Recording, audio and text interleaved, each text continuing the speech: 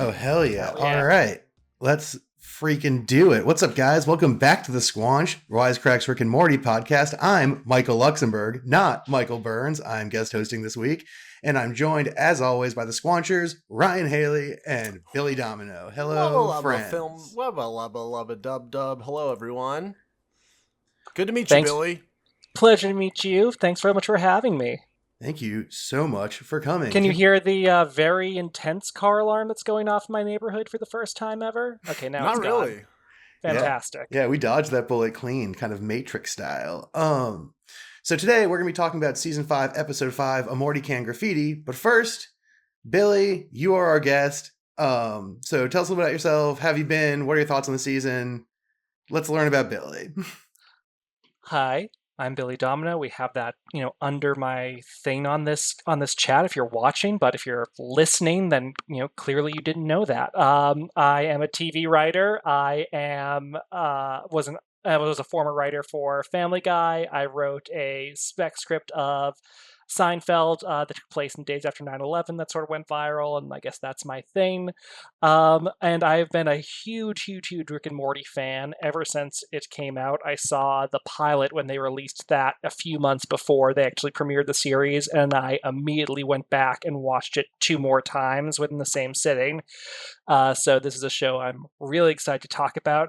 In terms of this episode, my initial reactions are pretty mixed. This is an episode that for me is not trying to take many big swings narratively and is just sort of content to play out the tropes and the mapping games of whether it's the 80s teen movies with the Space Tahoe stuff, or whether it's the Clive Barker Hellraiser stuff. They want to have the fun with those worlds, but it doesn't try to do too much beyond that. So it's a little bit of a middling episode for me. Yeah, all right, I feel that. Ryan, where are you at on this app?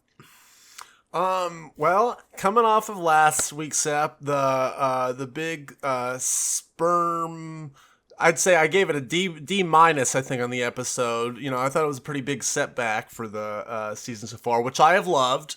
But then this episode I thought was a great, pretty solid B to B plus episode. I laughed a lot. I had a great time, and I big Hellraiser fan.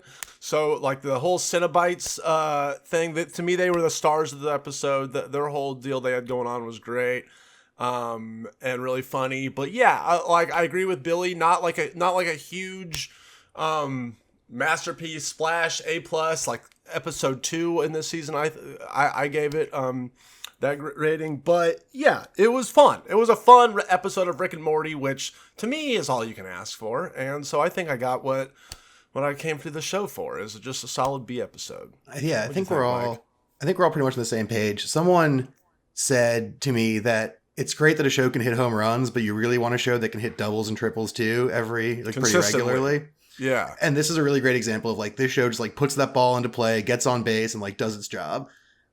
Nothing super crazy going on here. Yeah, BB plus is sort of, if we're giving letter grades, kind of where I'd find this one as well. Oh, we give letter grades here. All right, great, cool.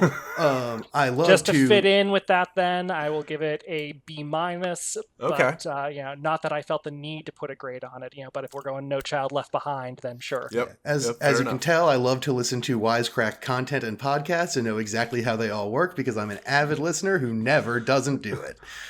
Thank you, Enthusiast Gaming, for recognizing my contributions. Anyways, let's get into a quick recap, or maybe not so quick because I wrote it and Burns didn't, but let's go through it. So this week on the episode, Beth needs to get to work after someone played Barry White. I'm assuming it was I'm Gonna Love You Just a Little More, Baby, at the racetrack, causing a 7-horse pregnancy, which raises the question of who even needs a horse semen pumping machine at all. But when she asks Rick and Jerry for help watching the kids, she's shocked to learn they're busy with guys' night. She doesn't have time to unpack all that, so she ends up putting Summer in charge of her weird, horny brother. Beth says no parties, and Summer's opposed to letting Morty have even one friend over, because for him, that is a party. But she quickly changes her tune when he tells her that the friend is none other than Bruce Chutback, the new transfer student. While the kids prepare for their guest, Rick and Jerry head to an alley to complete a Clive Barker-style Hell Cube and summon a gang of Cinebites who all love Jerry's awful, awful jokes. And they join them on a trip to Phantasma, a karaoke bar with Smash Mouth's entire catalog. Of course, it's quickly revealed that these freaks just basically play by opposite day rules, so they love when things are bad, a gimmick that Rick is clearly over, but he's forced to stick around to pay back the debt on some faulty skin hooks.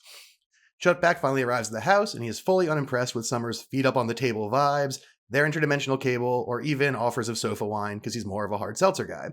The Smiths' chance to boost their high school Q score seems to be swirling down the toilet until Chutback notices Rick's ship parked outside, and after a quick logic game to undo its defense system, Morty, Summer, and the Chut are off to space.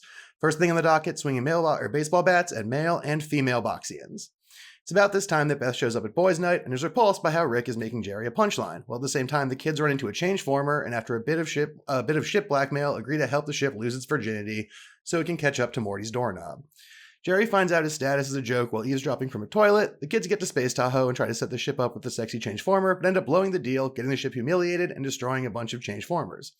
Jerry gets an attitude about being a joke, starts bumming the Cinebites out, so they make their own fun, which is killing people, and they end up taking Jerry to hell where Rick and Beth follow, disguised as dartboard face and swordfish gut. But it turns out that Jerry was bait because the Hellraiser types weren't just mocking his cringy earnestness, but also Rick's haughty above-it-all attitude. The kids get arrested due to their careless time in space, but after rejecting the ship's plan to roll over on the Chut, the ship simply blows up the police station and they escape. Speaking of escapes, Rick and Beth are able to free Jerry thanks to some shoddy flesh hooks and escape to make a gun that makes bad feelings good, which is actually bad, I guess, and use their new weapon to escape hell, and in the process, Rick confirms to Jerry that he cares about him, or at least recognizes a socially determined obligation to do so. And that just about sums up the episode as far as I have it written down. So I have a couple topics, but if there's anything you guys really want to get into, we can jump into whatever off the top. All right, I'll take it away. Ready to hear your topics, yeah. So the thing that jumped out to me about this episode right away is that it seems to be drawing a fun distinction between like humiliation and cringe. That there's a difference between being humiliated and being cringy. And the distinction the episode seems to be drawing is that cringe is when you do something embarrassing, but you don't know it's embarrassing or don't care that it's embarrassing, and everyone gets to laugh at you and you have zero self-awareness. They flagged this with Jerry a bunch with all the Cinebites being like, he doesn't even know he's a giant idiot. And then humiliation is what happens to Jerry once he understands what's going on. And that's humiliation they need to understand their lower power position and also sort of be be the target of derision in a way that they understand. And I thought that theme comes up a lot throughout the episode. I thought that we see the ship get humiliated. We see Morty and Summer being humiliated by their inability to impress Chut or the Chut. God, what a truly abysmal nickname. I just thought that was like a really fun, fascinating thing for it to play with, especially after last week being so shame-centric, that they're really like playing with negative emotions in the show in a way that is weird and interesting to me. But what do you guys think? Yeah, I think you definitely nailed that they're playing with that, the differences between cringe and embarrassment. And I think there's also a third level of that. If we have, sort of cringe being the baseline of this is happening, other people around you recognize you as being an idiot, but you don't then receive that back and internalize it and process it, that's cringe. Embarrassment is the receiving of it and recognizing I've made an ass of myself. But then you have cringe is what the Cinebites are feeling. Cringe is what the Cinebites are feeling. Embarrassment's eventually what Jerry experiences. But there's the sort of, sub-basement below that, which is just recognizing that people are human and sometimes idiots, but we don't even have to take extra pleasure and feel haughty and above them about that, which is the level that Beth is sort of always at her best operating out with Jerry. She knows she is married, to an extent, a real dud, but she still appreciates his personality and his earnestness, and she knows that he is a person who genuinely cares about her, even if he is terrible at being a caretaker or a breadwinner. So she, has fun. She pokes it, elbows him a bit with the Cinebites, bringing up the Tina Turner song that he thinks the lyrics to are Dr. Dolittle. But she doesn't revel in it. She's just like, yeah, that's Jerry. Of course it's stupid, but I still love him. And so I think that's really if the episode is trying to advocate for how to deal with a Jerry in your own life, so long as that person is well-intentioned and not actively harmful to others, that's the goal to try to hit. Yeah, Beth is a real wellspring of empathy in this show. It's pretty crazy. Yeah. Yeah, I like that whole theme, too, and just kind of finding the humanity in cringy people, I think is a worthwhile goal. And also they kind of I forget how they articulated it, but they say, it's almost like you have to have an observer for there to be cringe, basically. Yeah. Like, I forget how they said it, but yeah, it's like, so if there was one man on Earth, they could not possibly be cringe, because you have to have a second observer to go, that is cringe, right? Am I is that kind of the formula or the math on cringe? I think so. I mean, there was actually, while I was getting ready for this, I read most of a book called Humiliation by Wayne Kostenbaum, and he talks a bunch about that idea that, like, humiliation in particular, embarrassment, depends on an audience. There needs to be someone who can be embarrassed for you so that you can feel embarrassed, that you can feel humiliated, someone who can, like, reflect that back to you. And I think that's definitely a big part of this, is that, like, Jerry doesn't feel embarrassed until his cringiness is reflected back at him by viewers who he understands to think of him that way. When he thinks they're just buds, he's just like, yeah, of course, they love it when I don't know the words to any songs, or when I make, like, the worst shirt joke I've ever heard in my life. Don't tell Ross. And yeah, like, just the idea that he's able to make that joke purely on a wordplay level without having to deal with the fact that his two mainstays for shopping are Ross or Kohl's. Right. Yeah, exactly so. That there's no, like, why do I not seem like a cool guy sort of reflection happening? I think it speaks to it. And that, I think this book does a good job of reflecting that too. But yeah, I think, Ryan, you've hit the nail on the head that, like, until there's an audience, it doesn't matter. Like, it's the same with Summer and Morty. Like, until the Chut shows up, they can just be like a weird horny teen and his, like, kind of rude sister. But then once the Chut shows up, it all super matters, and they have to be cool and under control, and they just, like, eat shit totally. Yeah, I think you're right to point out the parallels there, where how Chut is, their Cenobite on the Summer and Morty side of this, and I think that that's also where sort of the narrative problem of the episode occurs for me, is that in the end, this is an episode about how others are perceiving the family, and all that the family members want to do is to please or be cool in the eyes of that other person, but that is not ultimately a feeling that the episode then explores back in the core of the family members of, okay, why do they need this specifically? To what lengths are they willing to go to for it? And as obstacles are presented or situations are turned on their head and they do not realize, oh, I occupy a different status position in this relationship than I thought I did, how do I respond to that? How do I change my plans? How do I pursue something different or double down? Especially on the Jerry side of that, he just decides to, okay, fuck, everyone is a dick to me. I'll let myself be carried off to hell because I don't really care anymore.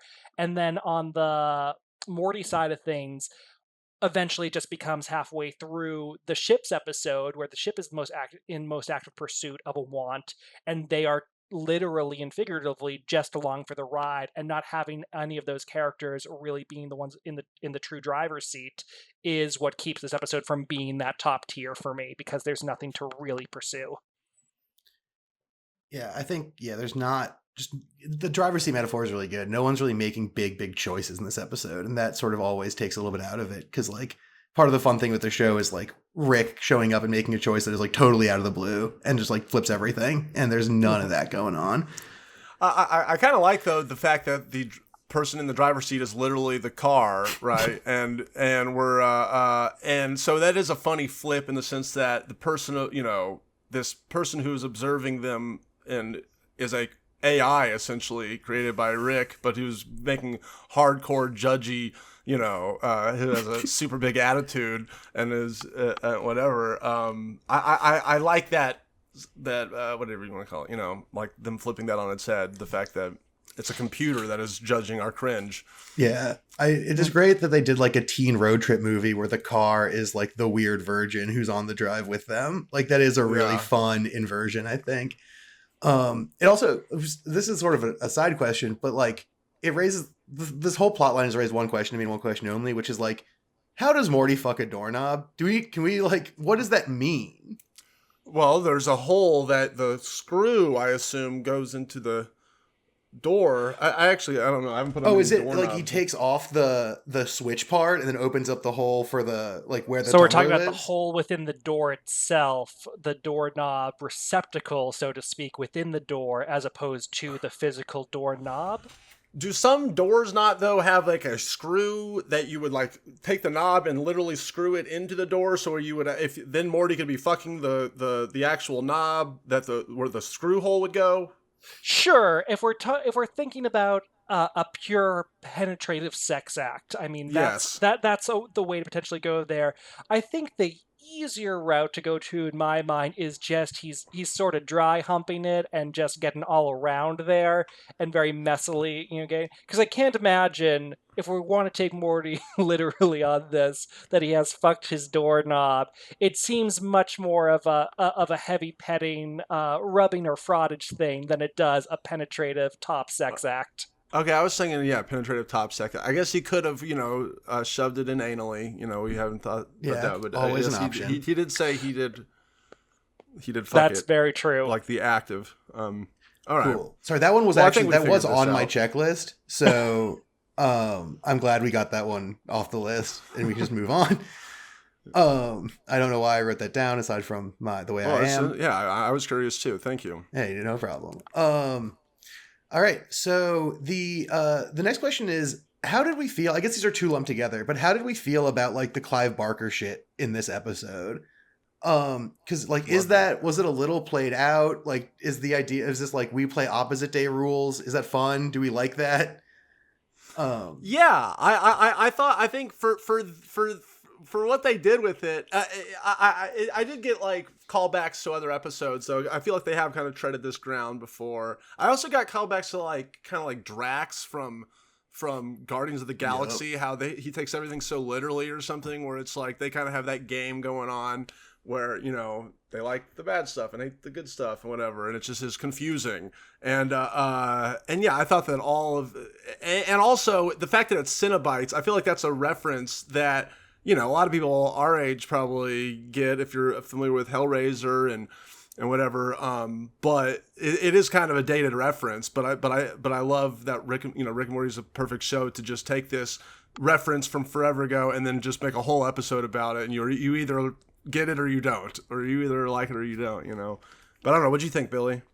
I've actually never seen any of the Hellraiser movies, but I certainly know the idea of a Cenobite and recognize them as such the moment they walked on to the screen. And of course, initially the whole idea of them constantly literally explain like, oh, we like this because it's bad, and that's what we feed off of, and being really into themselves over it. I loved that up front. And then we keep the bit going where anytime we see a new Cenobite, they still have to affirm to, whether it's Beth or Rick when they meet them, oh, here's my deal. I'm interesting because I operate in this manner. And eventually Rick does call that out as, okay, this is exhausting. We get it. We know that you're inverted. Stop, being so in love with yourself. It's actually not that interesting. It reminded me a lot of back to the second episode with the clothes. Mr. Hudby, him say like, yeah, how long did you think this was going to be interesting for? And I think that's always where the show is at its strongest, when it can recognize, okay, rather than just hammering a single game over and over again, like, a bad improv scene, so to speak, we're going to say, stop. We know this is what you're doing. Let's actually ask why we're doing it, what it means, or at least explore what the inversion of this inversion would mean.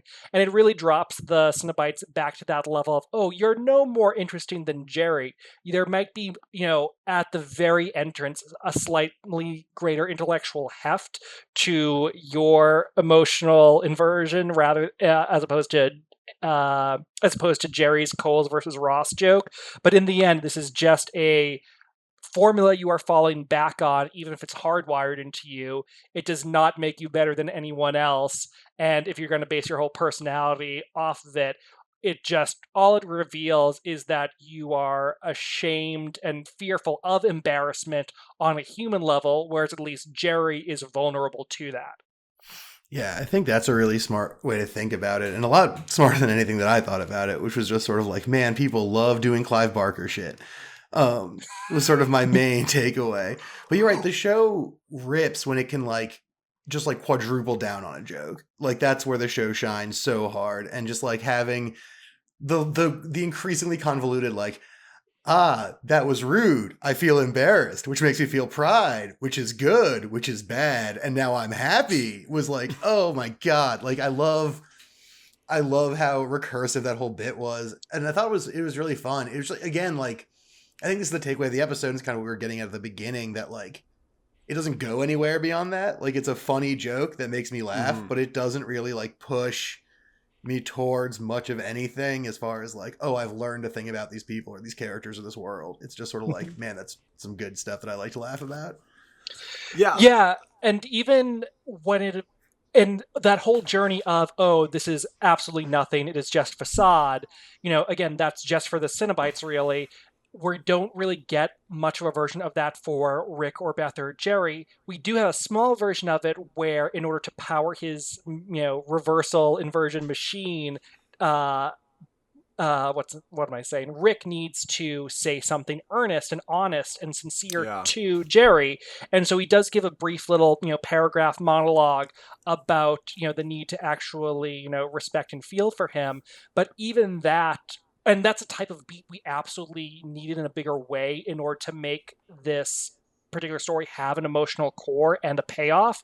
The problem was it was actually in service entirely of the machine and the physical escape, as opposed to it being, even if it was earnest, it was not actually just for emotion's sake and something that was truly learned. It was just, okay, let me pay this toll, and now we can get back to just escaping back to the real world. Yeah.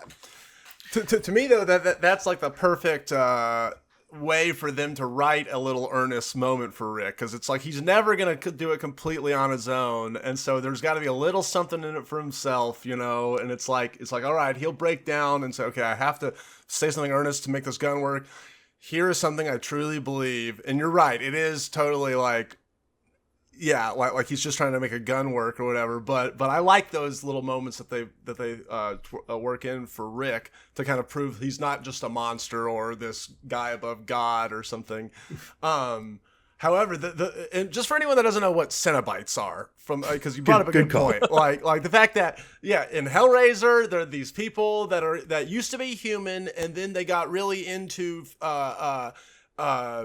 just complete gratification, and so they're kind of down in hell. It's been a while since I've seen it, but basically their skin is peeled and they can no longer tell the difference between pleasure and pain.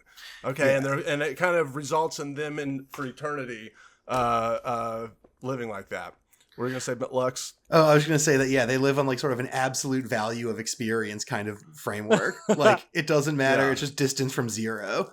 Like it can feel great or it can feel awful. That's the same. Pure amplitude. Yeah, exactly. And let's do some fucking math terms. Yeah, it's pure amplitude. Also, shouts out in the chat. Jared's here. Hello, Jared. We love and miss you too. Oh, hell yeah. I love you, Jared. I've never known you until this moment, Jared, but I feel this. This is real. Hell yeah. Jared launched a YouTube channel. Everyone go check it out. He's one of the best, if not the best boss I've ever had. And a good friend.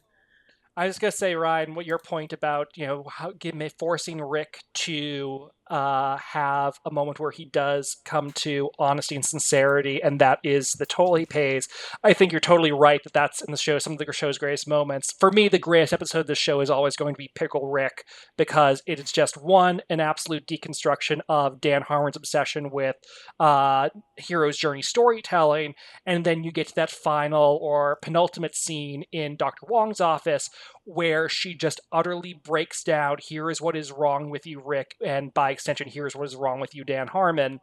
But Rick initially comes into that saying, okay, yes, I will admit, I need you to give me that serum that will turn me back into a human because I'm about to die, and I did turn myself into a pickle in order to escape therapy. And Rick goes on a mini rant about, I'm sorry, but I think therapy is garbage. And then the extra element they add there, though, is Dr. Wong getting to come back at him and say, okay, yes, you did admit that. You got to have your little high and mighty moment of admitting you're too smart, and maybe that's a bad thing a little bit. But now I'm going to really tell you why it's so bad that you're too good, that you're too cool for school, and why it's so dangerous in the future. And I think in a moment like that, where it's a real, reset of, Oh shit, yeah, this man is permanently, emotionally scarred and fucked up and incapable of achieving human connections on the level necessary to actually have a life that has had true value by the end of it. Like that's I think where some version of that could have really made this sing. Yeah, yeah, I totally agree. Pretty much. I will say that one more thing to add on to what both of you are saying about the Cinebites and how kind of it's like a lot of other people observing the family. Like I think that the Cinebites are a perfect metaphor and representation for I think like pretentiousness in this case in a way in the sense that like they're the ones like you said too cool for school, all high and mighty, like oh just Jerry's an idiot and we're getting off on it, but then really at the end of the day like they're saying yeah it takes someone like you who's above it all to observe these cringy people and to tell us that we're cringe, but at the end of the day like what are you how is your way of life really that much more beneficial and better than Jerry's, right? Yeah. Who like you guys kind of expressed is at least is vulnerable and is a human being, which these Cinebites you can argue are not. Yeah, certainly not anymore. Like, yeah, I feel that 1,000% that like that the Cinebites kind of are. Honestly, I wrote this down in the notes. Like the Cinebites kind of remind me of like irony poisoned internet guys, of which like I'm a little bit certainly kind of one. But like the way they keep being like it's bad, but it's good to me actually is so very like people watching like YouTube fast food reviews and being like, lol, look at this guy watching like doing a fast food review. What a ding dong. And I thought there was like an interesting parallel there because they did, insofar as like a bunch of guys covered in fish hooks with their skin flayed open can remind one of their friends. They did kind of give me vibes of some of my friends who are like very much that like, let's watch this piece of shit terrible animation of Dobby the house elf and laugh about how bad it is. And that's like, go check out the video Dobby Pussy Indulgence. I know it sounds weird. It's a very funny video. But yeah, like I think I thought that maybe that was going on, but I wasn't sure. Do you guys kind of resonate with that? It sounds like Ryan, at least you kind of do. Yeah, and I know I do too. It's that whole idea of, in the real world when people do this, you adopt that facade of, okay, I like the bad thing or I'm above the good thing, because as long as you're engaged with something that's supposed to be negative and that is, your power source, so to speak, then there's no objecting to that from the outside, because it's either a thing of, oh yeah, I know it's bad, that's why I like it, or oh, you think the good thing is good, oh well that means your personal opinion that you have actually created and are willing to invest in, well that itself is idiotic and bad. It is just ultimately though a shield that prevents you from having to directly invest in anything, and so it might be able to shield you from embarrassment because you're cutting it off at the root before it can grow out to the outside observer, and it allows you to invert that judgment back on the potential observer. But it's something that similarly cuts you off from true joy, and as you're just saying, it forces you to experience and draw pleasure from just the intensity of something as opposed to its actual positive merits. Yeah, well said. This is a good way to segue to another one of my weird questions, which is, if you were a Cenobite type guy, what would your thing be? Like, if we got dartboard face, we got hook arms, we got needle neck, we got swordfish guts. Like, who would you guys be? If you need a second to think, I can start. And I think I'd be a cig throat because I smoke a lot of cigarettes, and I can just sort of imagine like a bunch of holes all around my neck with cigarettes poking out of them. And then every time I breathe, I'm also like a big fan of Hellraiser 3, which has a lot of really weird contemporary like CD face and like taped faces in that one. I just feel like I could walk around with like cigarettes just sticking out of my skin all the time. Just like always inhaling, exhaling through like a weird sort of flesh mouth. I'd be actual barbecue rib cage man, where I have my ribs open and I'm just like a smoking barbecue in my ribs, and then just eating my ribs and sucking on them, sucking all the meat off of them whenever I feel like it. I'm hungry. Oh, walking, talking big green egg. Yeah. And so the idea of this, just to make sure I'm 100% on track, is just, it's an ironic, the thing that you drew so much pleasure from in life, like that's going to be, the curse around your neck. Yeah. It's whatever you want it to be, Billy. Which is why it's so funny in Hellraiser 3 when a guy has just a CD in his face. When it's like, I just loved CDs so much. I had to do some very quick Hellraiser research of just like, okay, I want to make sure I understood that. Great. And I saw just this gallery of here are all the different Cinebites that pop up the different movies. And I got to, the CD person. I'm like, wow, they really hit 1994 hard. Like they decided to go into that era.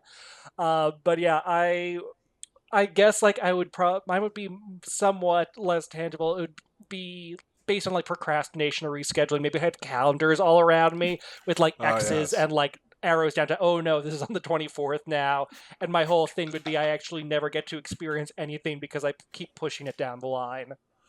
Oh yeah. You can get like calendars like burned into you, and then you can like brand the X on every date and stuff. So that's a good visual. With a knife. Also, it just becomes a memento. You're very correct about the visceral joy of pushing back or canceling a plan. It is sublime when it's like, oh, sorry, I can't make it out tonight. And it's like, now I'm free. Yeah. Now I've controlled the night of everyone else by removing myself from it. It is very actively Cenobite. Yeah, it really is. It's perverse and it whips ass. And that's the lesson of Rick and Morty. Let's all remember, Rick is a hero. We should be like him and Walter White. Yeah, those are good guys that we should mess around with. So really quick, we talked a lot about the Cenobite plotline. We got to move to emails soon, so just really fast. What do you guys think about the road trip, Changeformers, Virgin Car plot? Any like big takeaways there? Anything really interesting stick out to you guys? Because I felt like the Cenobites were doing the most with like the juice of the episode. But was there anything in there that was sort of that popped y'all at all? I just like the it's always a fun little short story arc when it's like, oh shoot, parents are out of town. We gotta, and then let's throw a party, do something crazy, and then at the end you always have that obligatory scene where the parents come back and you're like, oh, did they make it? And then everything looks like put together, and they're like, oh yeah. Hey, mom and dad. Even though we know that they just went on a road trip. Yeah. That's just I think it's a fun callback to, there's like, it's like Risky Business or something. That's like the same plot. Yeah. But no, other than, you're right. There wasn't much going on in the road trip. It was mainly Cinebites were really carrying this shit. Yeah, that inversion though, where the parents come home and Jerry drops the skull on the table. It's like, is that a skull? And he's like, no, it's a baby skull. That was pretty incredibly well done. Yeah. Oh, sorry. Go ahead. Oh no, go ahead.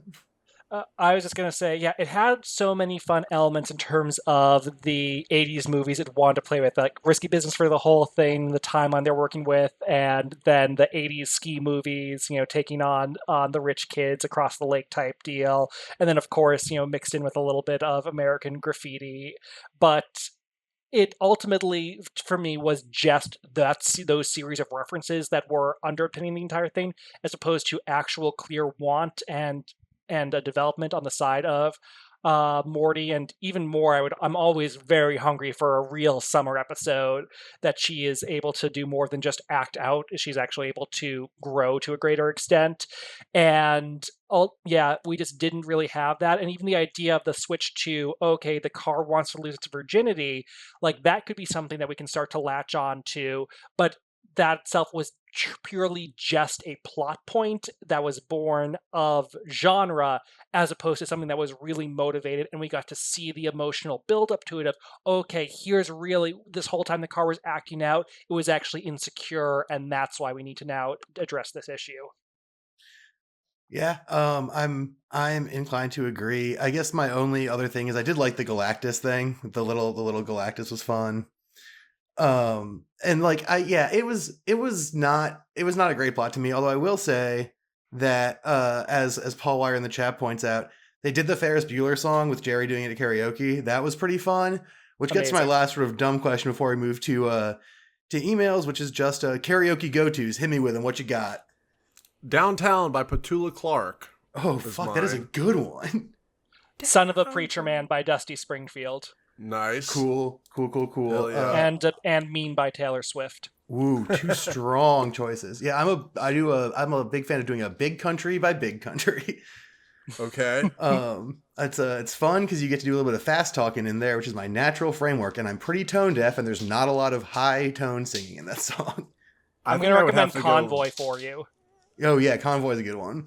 I have to go listen to that one. I don't think I've heard of that. I actually have a whole Google Doc of whenever I hear a song that would be a good karaoke song, I put it on my Google Doc. That's such a good idea. I need to start doing that. Yeah, that's really smart. All right, so forget everything else we said on this podcast. If you take one thing away, it's that you should start a Google Doc and put your karaoke jams in it, because that's some genius level shit. Summer in the City. Oh, god damn, Summer in the City. To be alive. All right, so now let's move on to some emails and voicemails, I guess, although I don't know if we have any voicemails queued up this week. If you want to email us, you can do so at squanch at wisecrack.co, not .com. And if you want to call in a voicemail, that's 213-534-8807. Again, that is 213-534-8807 if you want to leave a voicemail. So let's get to some of these things. Our first email comes from Mark. He says, "Hi guys, love Wisecrack and the Squanch. I think the fact that Rick has a child with a horse person and that Morty uses a horse jerk-off machine was supposed to put one in contrast to one another. Okay. As Rick goes with the flow, everything ends up fine for him, whereas Morty tries to hide what he's done the whole episode and things go awfully wrong for him. On another note, I didn't like this episode much. It felt too gratuitous for my taste. But in general, even if I really liked the previous episodes, I feel like this season is missing consequences. Between the sperm monster and the decoy war and unleashing Planetina's rage, I think everyone should want to know, or should want them gone from the planet. Instead, everything gets reset and there are no repercussions, and I really hope that'll change in future episodes. Thank you, Mark." So what do you guys think about that? Either about the lack of consequences or Morty fucks a robot and Rick fucks a horse? And sort of that dichotomy. I always wait for the there could always be consequences. The show, we know, does have a complete memory, and the most amazing moment for me in watching Rick and Morty will always be the end of Rick Potion number 9. After they've killed themselves in Rick Potion number 9 and bury their own bodies, then later in the episode, I think in Interdimensional Cable, Morty explains to Summer their old bodies are buried in the backyard. And it's just like, wait a minute, that wasn't a throwaway. We're going to have full continuity. This show can now do the most insane shit. So it could be that we do have that coming. But that said, I totally understand the sentiment there of so much big stuff is happening, and it doesn't seem like we're in any way growing or we're taking any of the emotional baggage of it from episode to episode. Whereas I think season 3 in particular did an incredibly strong job over the course of charting Beth and Jerry being separated. We could really feel from episode to episode, okay, how is that going? How's it affecting the kids? Are they going to get back together, etc., etc.? Yeah.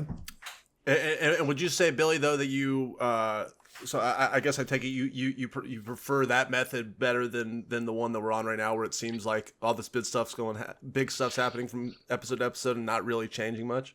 I think, yeah, it's because what it results from is not even, at the start of episode 2 saying, hey, remember what happened in episode 1? We don't need something that literal to make continuity, but what we do need a sense of, even just within a given episode itself, a sense of a real emotional gravity at the end of it, which is something we're very much lacking here.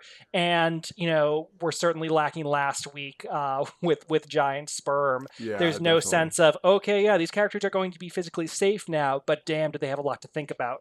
Yeah, I think that's a really good observation. And it's also just like, it's like little things to me. Like, if episode 4 had started with Morty being sad about not having sex with Planetina anymore, and then he fucked the horse machine because like there's a logical sort of extension there, that would have felt pretty real to me. But instead it's like, Morty, you just got out of your presumably first sex relationship, and you're immediately onto the horse machine, and there's not like a continuous logic there.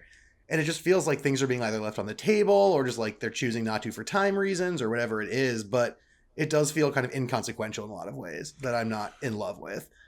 Because for the thing that you tagged, the buried bodies thing, tough to say. Let the bodies hit the floor. But yeah, that used to be my email signature. Morty's line of just nothing happens on purpose. Nothing happens for any reason. Just come watch TV or whatever. Like that was my email saying because that line hit so hard and resonated in the context of that episode in such a serious way. And also I have issues with the concept of causality. But yeah, I totally agree that this season sort of seems to be like leaving that stuff on the table. I think as far as the Morty fucks a machine and Rick fucks a horse thing, I think that's just the show is playing with Morty being a horny teenager, and that's just going to be a thing we're going to run into more and more as the show goes on. I think that's sort of, it's just always there, you know. It's like it's always an option. If you need a reason for Morty to do something, it's because of his wiener, and like that's always possible. I feel like we haven't gotten enough. I agree with you guys. We haven't gotten those super gut punch emotional moments this season as much. Not to say that they have to, but like to me, the more I look back in hindsight, like that second episode, which I still harp on at being so awesome and being, you know, as a masterpiece. It almost feels at this point like a reset where they were kind of like, all continuity is like, fuck, like you don't even know if we're watching a clone of a clone of a clone at this point, you know, and maybe they were kind of doing that to kind of say, all right, we want to just blow this whole narrative or arc or continuity up and then just play in the world a bunch from episode to episode and kind of make more one-offs or more things that aren't going to necessarily carry over. I don't necessarily think that that's a good thing. I kind of agree with you guys. I wish there was more continuity, but I don't know. That's looking back on it, that might be what they were going for. It's an interesting question because I think a lot about the season 4 premiere, and that's the season 3 premiere, and that's the Szechuan sauce episode. And that's an episode that did such an amazing job of recognizing, oh shit, we've unleashed a toxic fan base and we need to, that was the one that unleashed the toxic fan base because you had people demanding the Szechuan sauce. And then the season 4 premiere where it was going through and being all the essentially Nazi Mortys who are like, no, I just want to do Mr. Meeseeks. Let's do an old fashioned episode directly calling out that toxic fan base. It's a show that has the intelligence and power to say, okay, we know we've done something wrong, or we've at least inspired something wrong, let's fix it. And I think that could be like an interesting thing that, if they are doing a reset there. I just would hope that it is, okay, we're not going to bind ourselves from week to week, we need to pick up all the pieces, but we're still going to make sure that we recognize the human value of these characters, and if not celebrate those in a classical sitcom, hugging and learning way, let's at least show the emotional fallout of what it means to live, a stunted life. Yeah. I think that's really well said. I want to quickly tag someone in the chat. This guy, JLD Hammer, pointed out that Morty and Summer, who are two kids that cruise the galaxy, shoot lasers, want acceptance from the new kid at school. And I think this gets to sort of the lack of like emotional stuff happening in both this episode and this season, where it's like, there's a lot to explore about the why of that question. Like why, if I had a spaceship, I would not give a fuck about Bruce Chutback. I would I wouldn't think about him once. I would Don Draper, I don't think about you if someone asked. But they're like obsessed. And I think that goes to what we're getting at here, which is that this season's been so one-offy that their emotional investment in much of anything and the ability to explore those emotions has been sort of tamped down in a way that I'm not in love with. Like, I still think it's funny. I like this episode. I loved Mortyplicity. I thought the first two episodes of the season both were fucking hot. Not a huge fan of the sperm one, but everything else was great. It just feels like there's a layer missing that is what really brings the show to like its ultimate juice, and it has just felt dry of juice this season, and I love the juice. Give me more juice. You gotta have more juice. All right, so our next question is from David S. And oh boy, it says, in regards to your next episode, I would point you to the post-credit scene of the penultimate episode of Community, where, long walk, wherein an actor pretending to be the episode's credited author, Briggs Hatton, explains why incest is a misunderstood topic and unjustly treated throughout the U.S. states. I know the show attributed the defense of incest to Briggs, but let's be honest here. There's one name that appears on the writer's credits of the latest Rick and Morty episode and that Community episode, and that name is Dan Harmon. I don't know how long Dan can keep the incest storylines going, but clearly he's been at it for a while now. I still find some humor in them, but it's a law of diminishing returns for me. Nothing will top the shock factor the first time with Community. Just a thought, maybe someone should research who Dan's cousins are? Woof. I'll bet at least one of them is super hot. Yikes on the end. But I think it's interesting. Like, do you guys feel like Dan Harmon, this is the thing I was thinking about talking about this episode, do you feel like Dan Harmon has like a proclivity towards like transgression for transgression's sake as like a comedy tool? Is that like a thing Does it bother you? Because like the last couple episodes have had that going on a little bit. It doesn't really bug me too much. I think that shit's funny. I'm a gross little freak. Well, I mean, I absolutely. If you look at his whole career, he's constantly pushing the edges of taste, or however you want to call it, and I, as a consumer of such media, I say, damn it, I love the shit. Give me that juice. I love, tone to the line, but kind of just the golden rule of all that is it better fucking be funny.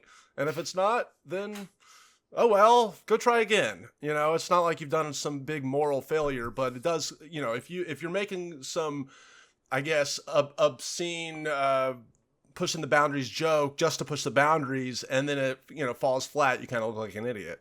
But I think Dan Harmon is pretty damn good at it for most of the time. And I think that this whole incest thing, which totally to me didn't land at all, and who knows? I haven't looked at the credits, but it was probably did Dan Harmon write last week's episode? According to the email, yes, but truly I did not Google it. Maybe I don't know. Either way, it's clearly like incest is one of those huge taboos still that is left in the world. So it's like, of course he's going to tackle it in some way and try to see what he can do with it, and go for it. As far as I'm concerned, just hopefully make it land. Yeah, make it a little better than it was last week. Yeah, in terms of making transgressive content just for the sake of touching that third rail and showing people that you can, I think so much of what your responsibility is while doing that depends on the current media landscape and just the larger conversation you're taking part in. If you are currently in a very prudish and repressive environment that just says absolutely no, we can't discuss any of these issues because we said so, then it's more meaningful to just start going in a South Park type direction, which so much of that early stuff was just on the idea of no, but we can say this and we're going to just to upset people. But then after a while, it's like, okay, that stuff becomes acceptable. It is no longer even if it still hits a list of bad words, it's no longer shocking or viscerally upsetting to the vast majority of the audience. So it's like, okay, you're still saying stuff that we normally wouldn't go around saying in a public school. So what do you want to do with that, though, to actually make it mean something? And that's where it really comes down to, like, okay, is this funny or not? Does this make me think about this content in a new manner just because I already know it can be done? And just regarding the Dan Harmon's general potential obsession with incest, I always found it funny in the episode where they went to, what's the place where all the councils of Rick live? The Citadel? And they showed all the scenes of what's that? The Citadel. The Citadel, thank you.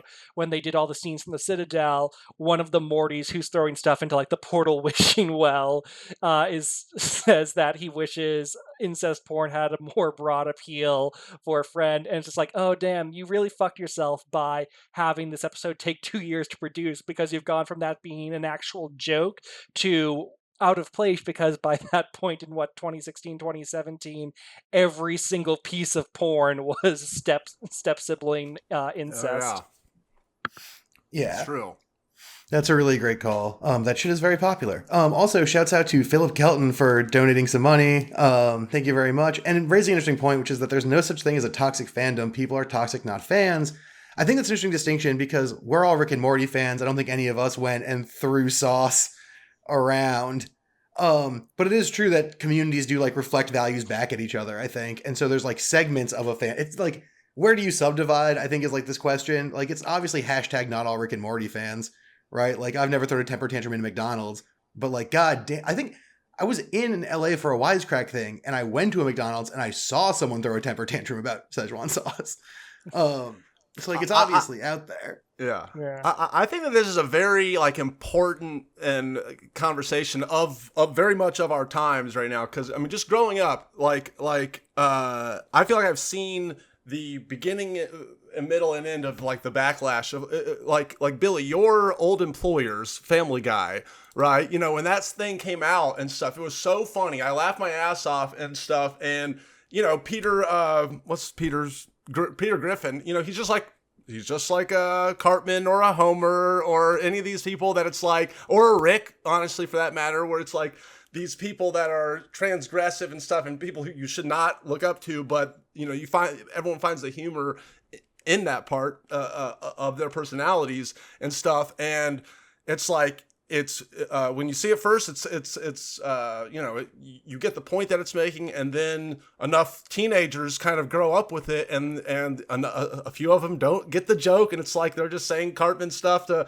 the offensive stuff to be offensive. They're saying the Peter Griffin offensive stuff to be offensive, and then you have this whole backlash of people being like, oh well, the original media is to cause for that, and fuck their fans and stuff, and it's actually a harmful show, that it's problematic or whatever, and you get into that whole conversation, and then it's like the conversation becomes, should it have ever aired in the first place, or was it the people that took the wrong shit from it? And I think that is just this endless kind of circle of life thing that's pertinent to our generation, just especially with the transgressive humor part. Like South Park began as one thing, and I agree with you, Billy, it kind of overstayed its welcome. I mean, I still love the show. I'm on a fucking podcast here about it and stuff, but in terms of it started doing something different. It wasn't just Cartman and them going after all these groups just to go after the groups like it was in the beginning. Now I feel like they have more of a point, while they're also saying the offensive stuff just to say the offensive stuff. But they've definitely worked the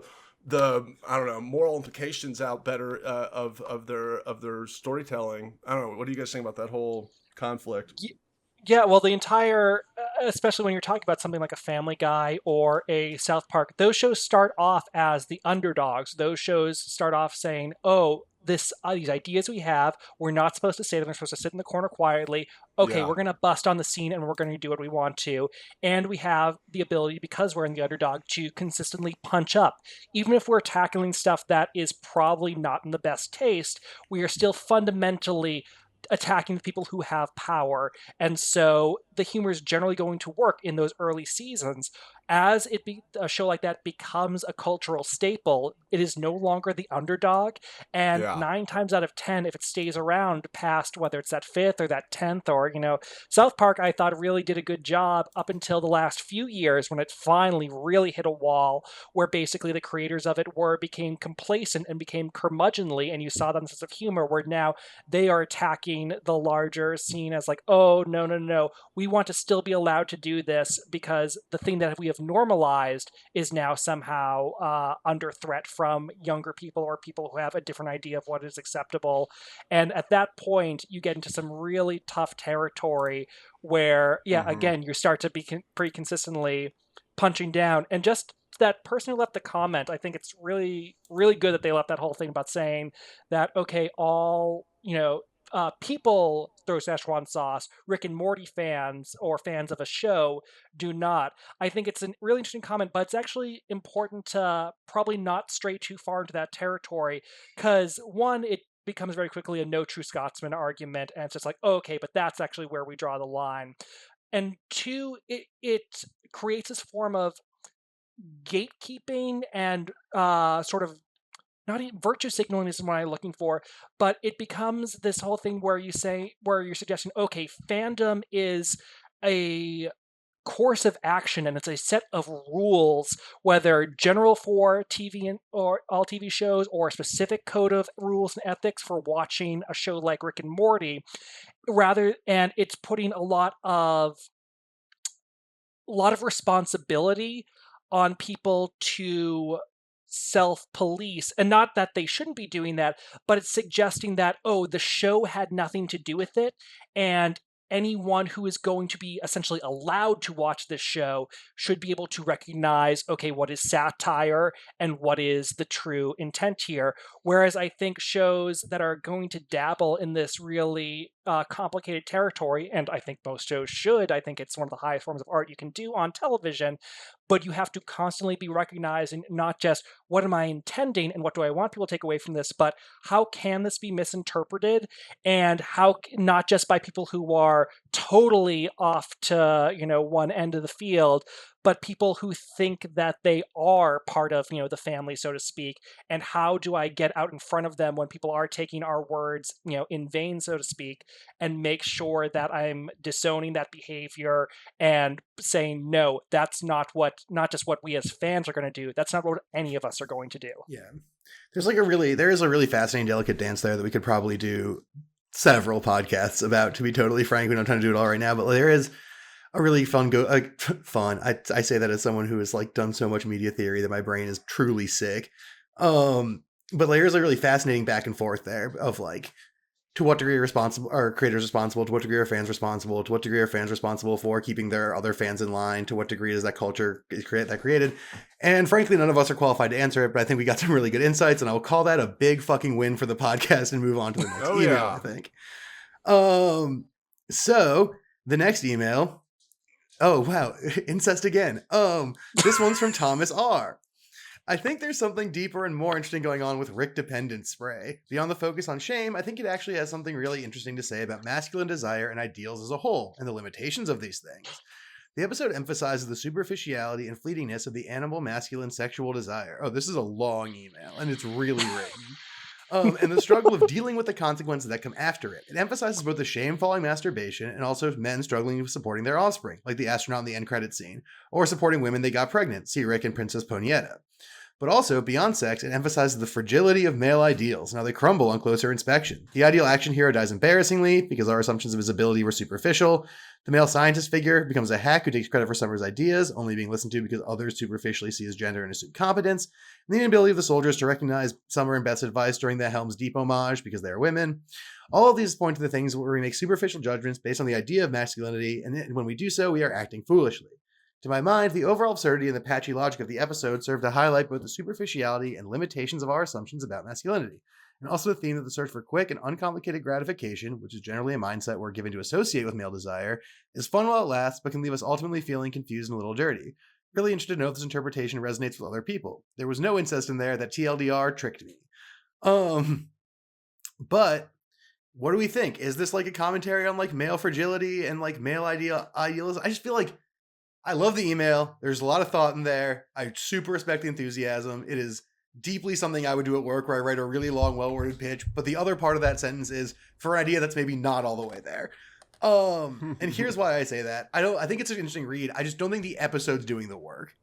I think the episode is doing some throwaway things that gesture towards this, for sure. You tagged basically all of them.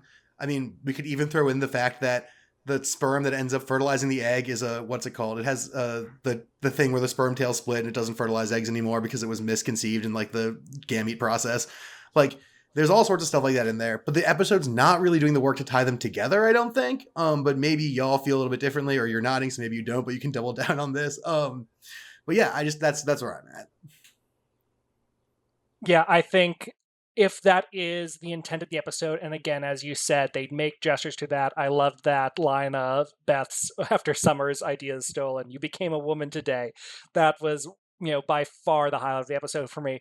But just the actual on the page work is not there to tie those ideas together and then to actually take them somewhere further by the end. So it's not just an observation, it's actually coming to a new idea. Yeah, Ryan, what do you think about it? I agree with you both. Yeah, like I think you guys articulated it pretty well. Yeah, it's just like the email's good, man. You're looking for the right things, but they're just like sometimes the show has to do the work. This is a tip from inside Wisecrack, where I've been writing and directing videos for fucking 4.5 years now. But like sometimes you want it so bad, but it's just not there. And Rick and Morty is one that does that a lot, where I like really think there's something, and then Burns and Amanda are like, "You ding dong, there's not anything. Shut up, dude. There's nothing to say about sperm." So that one's great. Now on to our final question. This one is from Victoria, who asks, I was very surprised to not hear any mention of the fact that this episode brought the pro-choice versus pro-life issue to the forefront. Oh boy. The president even says after the incest egg that is newly fertilized, that's a human life, and this is an election cycle. Morty literally spreads his seed unrestrained, causing all kinds of chaos, while Summer is told by her mother, you became a woman today, after she is known and she's used and given no credit for her own ideas, or her egg for that matter. Maybe I'm off, but what do y'all think? What do y'all think?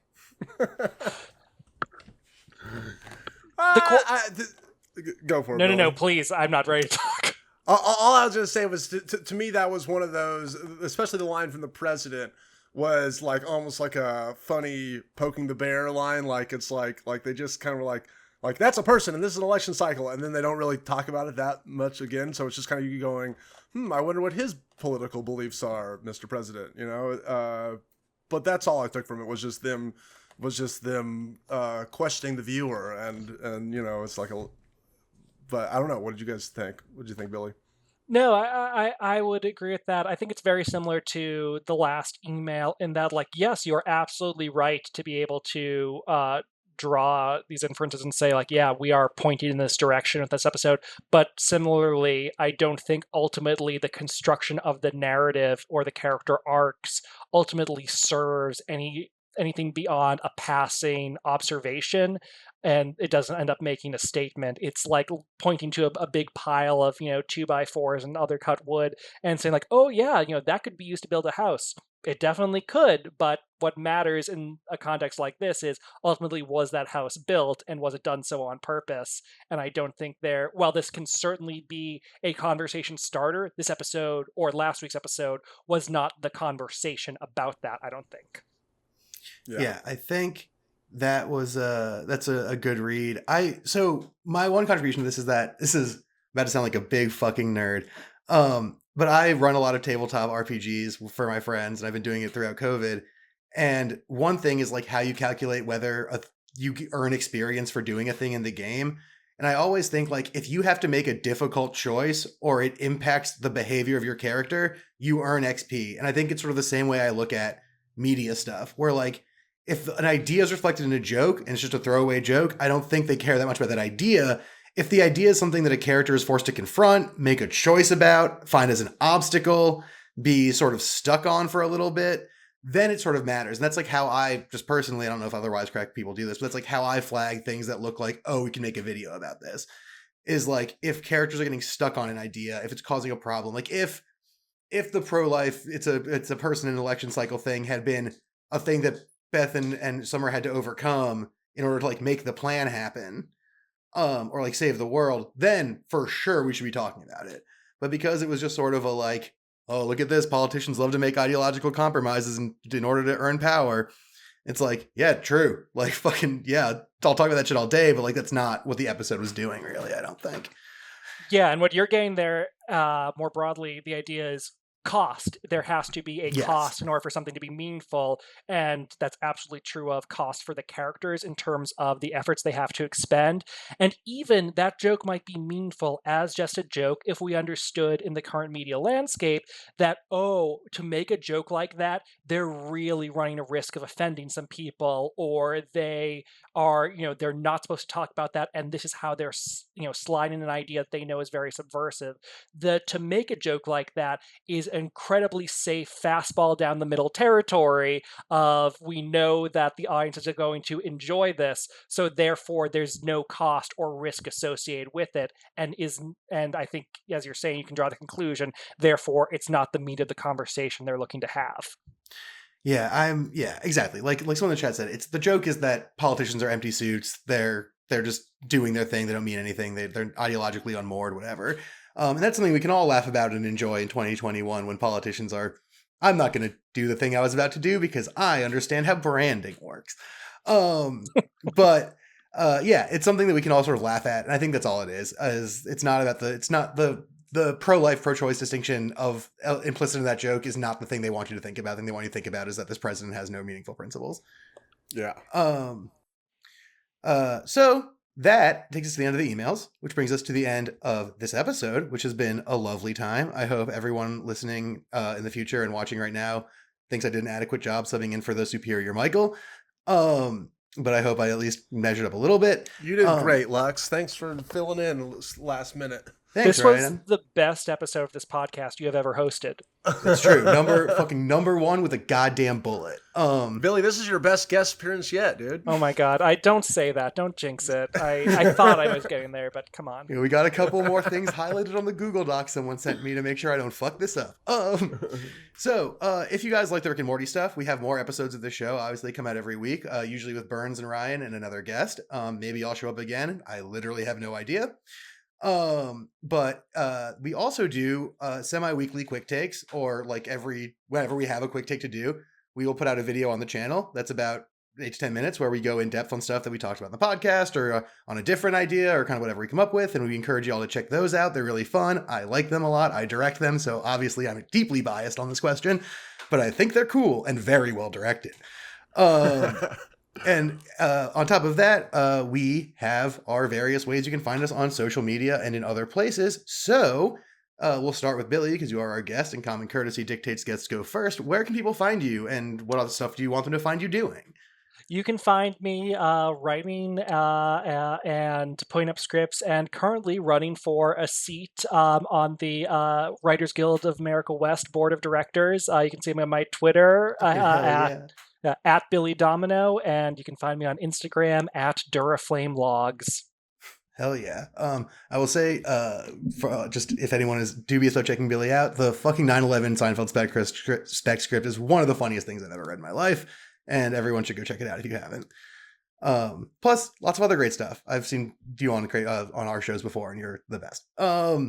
Ryan, what about you? I'll save myself for last. Ryan's Shorts, releasing comedy shorts there pretty regularly on YouTube and Twitter and stuff. Ryan's Game Show on Twitter. And that's the main places. Funhouse. You can find me there. Cool. I obviously am the supervising director, I guess, at Wisecrack, so check out all of our videos. I direct those. I also do stuff on my own. I have my own podcast called The Game Boys, where I talk about video games with my friend Griffin Davis.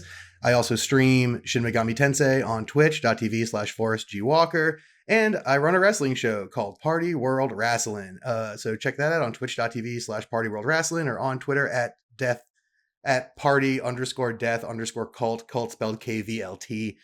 And you can find me on Twitter, if you care about what I think, at Tailboy, because I was born with a tail and it has caused me many problems throughout the rest of my life. So that's going to be that. And it's time for us to go. Wubba lubba dub dub, I guess. That's a great way to end a Rick and Morty podcast. So goodbye, everyone. Thank you again to Billy for coming on and being such an awesome guest. It felt so special to get to talk about Rick and Morty with two other white men. I think we broke some new ground today. Yeah, for sure. Oh, absolutely. I'm Jewish, so that's a start. Hell yeah. Wubba lubba dub dub from Hollywood, California. This has been the Squanch. Right, so that's what it meant in the document by Ryan Special Howell. Yeah. Okay, word. Oh, I thought that's what you told me to do when you said wubba lubba dub dub. No, I just thought it was a fun thing to say. But cool, This is a great way to end the podcast. Thank you so much for watching, This everybody. is not getting cut. This is here. This is here. This is happening. This stays in. This stays live. in. We're live, baby. But thank you guys for watching. Thank you for the chat participating. You guys was great. You guys were great. Jesus Christ. All right. Goodbye, everyone.